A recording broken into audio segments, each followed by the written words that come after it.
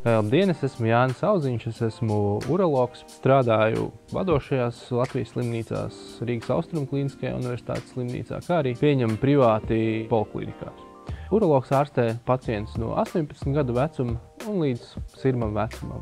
Kāpēc griežas jaunas sievietes nāk saistībā ar recidivējošām urīnceļu infekcijām? Tās ir infekcijas, kuras sievietei atkārtojas biežāk nekā 3 reizes gadā, un tiek sniegtas rekomendācijas, kā var uzlabot dzīves kvalitāti un samazināt šo infekciju biežumu. Ja mēs runājam par urinācijas kvalitātēm, par iegurņu sindromiem dažādiem, tas arī bieži vien var būt jaunām sievietēm pēc dzemdībām. Urīna nesaturēšanas, pēc bojājumiem, operācijas laikā, kad teikt ķeizaru griezieni, epiziotomijas.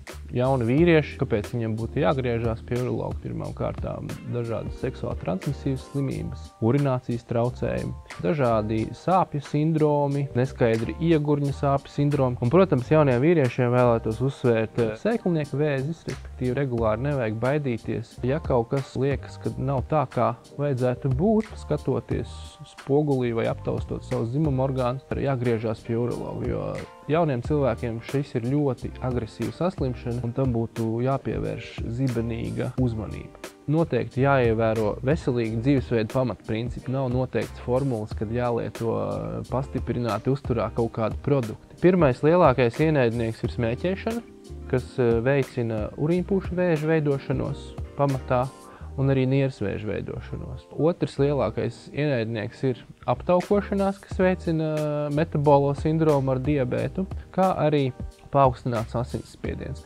Noteikti regulāra dzimuma dzīve ir viens no profilakses veidiem, kā var izvairīties no prostatas vēža.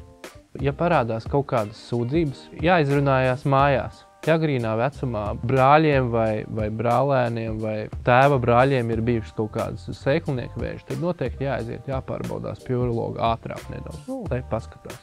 Vecuma grupā profilaktiski pie urologa jānāk pēc 40 gadu vecuma. Jānodod PSA analīze un urīna analīze. Pēc 50 gadu vecuma būtu noteikti jāatnāk vienreiz gadā, un tad arī izlemj, vai nu slimnieks nāk reizi gadā vai reizi 2-3 gados.